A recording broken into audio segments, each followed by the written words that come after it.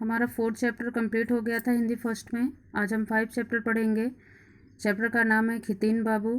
इस चैप्टर में राइटर ने ये बताया है कि एक व्यक्ति के बारे में उन्हीं के ऊपर ये पूरी कहानी लिखी गई है, जिनके शरीर का एक एक अंग परिस्थिति बस खराब हो जाता है, लेकिन फिर भी उनके अंदर की जीने की जो दृढ़ इच्छा है वो ख़त्म नहीं होती है।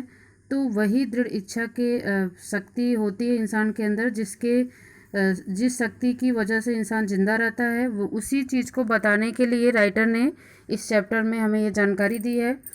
तो आइए हम चैप्टर को स्टार्ट करते हैं। वो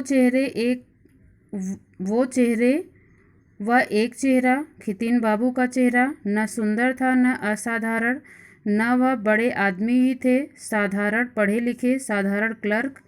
मैंने पहल उन्हें देखा तो कोई देखने की बात उनमें नहीं थी, उतना ही कि औरों से भी कुछ कम उनके पास देखने के लायक था। अर्थात यहाँ पे जिस व्यक्ति के बारे में पूरी कहानी लिखी गई है उनका नाम खितीन बाबू है, जिनके बारे में राइटर ने यहाँ पे बताया है कि वो चेहरा एक ऐसा चेहरा था जो न बहुत सुंदर था न असाधारण था, न वो बहुत बड़े व्यक्ति थे, बल्कि एक साधारण से पढ़े लिखे और साधारण क्लर्क थे, जिसके बारे में यहाँ पे राइटर ने बताया है। और उनका ऐसा चेहरा भी नहीं था कि जो देखने लायक भी बहुत हो, मतलब कि थोड़ा अजीब सा था उनका चेहरा, जिसके बारे में अभी आगे बताएंगे। चेचक के दाग से भरे चेहरे पर एक आंख गायब थी और एक बांह भी नहीं थी। कोट की आस्तीन पिन लगाकर बदन के साथ जोड़ दी गई थी। खितीन बाबू की हंसी में एक विलक्षण खुलापन और रिजता थी, इसीलिए बाद में औरों से उनके बारे में पूछा तो मालूम हुआ जन्मांध नहीं थे। एक आंख बचपन में चेचक के कारण जाती रही थी, बांह पेड़ से गिरने पर टूट गई थी और कटवा देनी पड़ी। उनके हंसमुख और मिलनसार स्वभाव की सभी प्रशंसा करते थे। मेरी उनसे भेंट अचानक एक मित्र के घर हो गई थी। मैं दौरे पर जाने वाला था, इसीलिए दोस्तों से मिल रहा था। 2-3 महीने घूम घाम कर फिर आया, लेकिन खितीन बाबू के दर्शन कोई 6 महीने बाद उन्हीं मित्र के यहाँ हुए। अब की बार उनकी एक टांग भी नहीं थी। रेलगाड़ी की दुर्घटना में टांग कट जाने से अस्पताल में पड़े हुए थे। वहाँ से बैसाखियों का उपयोग सीखकर बाहर निकले थे। उनके लिए घटना पुरानी हो गई थी, मेरे लिए तो नई सूचना थी। मैं सहानुभूति भी प्रकट करना चाहता था, पर झिझक भी रहा था, क्योंकि किसी की असमर्थता की ओर इशारा भी उसे असमंजस में डाल देता है।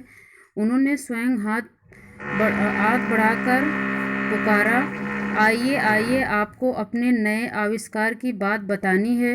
उनसे हाथ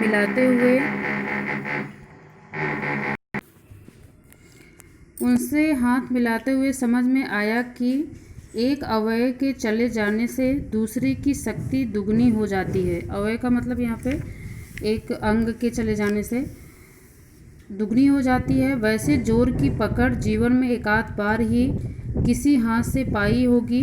मैं बैठ ही रहा था कि वे बोले, देखा आपने कितना व्यर्थ बोझा आदमी ढोता चलता है। मैंने टॉन्सिल कटवाई, कोई काम नहीं मालूम हुई। अपेंडिक्स कटवाई, कुछ नहीं गया, केवल उसका दर्द गया। भगवान औघड़दानी है ना, सब कुछ फालतू देते हैं। 2 हाथ 2 कान 2 आँख, अब जीभ तो एक ही है। आप ही बताइए।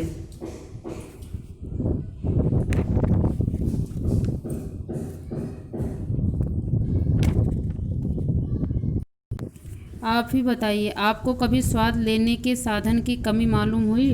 अर्थात यहाँ पे राइटर जो हैं वो उनसे बातें कर रहे हैं। तो जो खितीन बाबू हैं वो अपने अंग के बारे में बताते हैं कि हमारे जो अंग हैं, एक एक अंग के चले जाने से हमें ज़्यादा फर्क नहीं पड़ता है। मैं अवाक उन्हें देखता रहा, पर उनकी हंसी सच्ची हंसी थी और उनकी आंखों में जीवन का जो आनंद चमक रहा था उसमें कहीं अधूरेपन की पंगुता की झाई नहीं थी। उन्होंने शरीर के अवयव के बारे में अपनी एक अद्भुत थ्योरी भी मुझे बताई थी। यह ठीक याद नहीं कि वह इसी दूसरी भेंट में या और किसी बार, लेकिन थ्योरी मुझे याद है और उनका पूरा जीवन उसका प्रमाण रहा। वैसे शायद बताई होगी उन्होंने थोड़ी थोड़ी करके 2-3 किस्तों में। अर्थात राइटर से वो खितीन बाबू ने अपने जीवन के बारे में कुछ बताई थी। जिसके बारे में बताते हैं कि शायद इसी बार बताई थी, इसी मुलाकात में या कुछ दूसरी मुलाकात में, लेकिन थोड़ी थोड़ी करके उन्होंने बता दी थी। तीसरी बार मैंने देखा तो वे दूसरी बाँह भी खो चुके थे। मालूम हुआ कि रिक्शे से उतरते समय गिर गए थे। कोहनी टूट गई थी और फिर घाव दूषित हो गया, जिससे कोहनी से कुछ ऊपर से बाँह काट दी गई। इस बार भी भेंट तो उन्हीं मित्र के यहाँ हुई, मगर उनकी बैठक में नहीं, उनके रसोई घर में। अर्थात जब तीसरी बार राइटर उनसे मिलते हैं तब भी उनके एक हाथ की कोहनी जो है वो टूट गई थी, तो उसके बाद वो हाथ भी उनका काटना पड़ा। आगे, मित्र पत्नी भोजन बना रही थी और खितीन बाबू एक मूढ़े पर बैठे हुए बताते जा रहे थे कि कौन व्यंजन कैसे बनेगा। वे खाने के शौकीन तो थे ही, खिलाने का शौक उन्हें और भी अधिक था, और पाक विद्या के आचार्य थे। पाक विद्या मतलब भोजन पकाने की विद्या।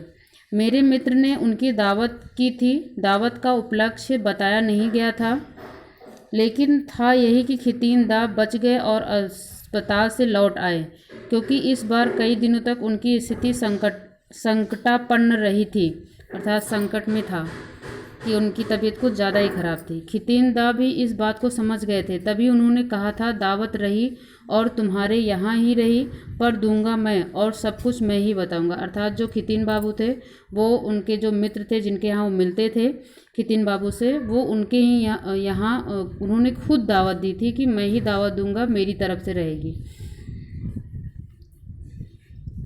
और खुलासा यह किया था कि वे रसोई घर में बैठकर सब कुछ अपनी देख रेख में बनाएंगे गृहपत्नी, मगर विधान खितीन बाबू का होगा। अर्थात उनके दोस्त की जो बीवी थी वो खाना बनाएगी और जो खितीन बाबू थे वो बताएंगे क्या कैसे बनना है। मित्र ने यह बात सहर्ष मान ली। खितीन बाबू का उत्साह इतना था कि वही सबके लिए सहारा बन जाता था। मैं भी एक मूढ़ा लेकर उनके पास बैठ गया। निमंत्रण मुझे भी बाहर ही मिल चुका था। मैंने गृहपत्नी से पूछा, क्या बना रही हैं, और उन्होंने उत्तर दिया, मैं क्या बना रही हूँ, बना तो खितीन दा रहे हैं। इस पर खितीन दा बोले, हाँ, मेरा छुआ हुआ आप खा तो लेंगे ना, और ठहाका मारकर हंस दिए। उनका छुआ हुआ जिसके दोनों हाथ नदारत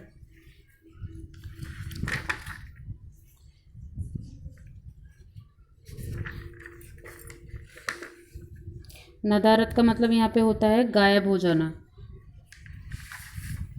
अर्थात यहाँ पे राइटर के करने का मतलब ये था कि वो खाना तो बनाएंगे नहीं, क्योंकि उनके दोनों हाथ तो थे ही नहीं। फिर बोले, आपने भोजन विलासी और सैया विलासी की कहानी सुनी है? मैंने नहीं सुनी थी। वे सुनाने लगे। एक राजा के पास दो व्यक्ति नौकरी की तलाश में आए।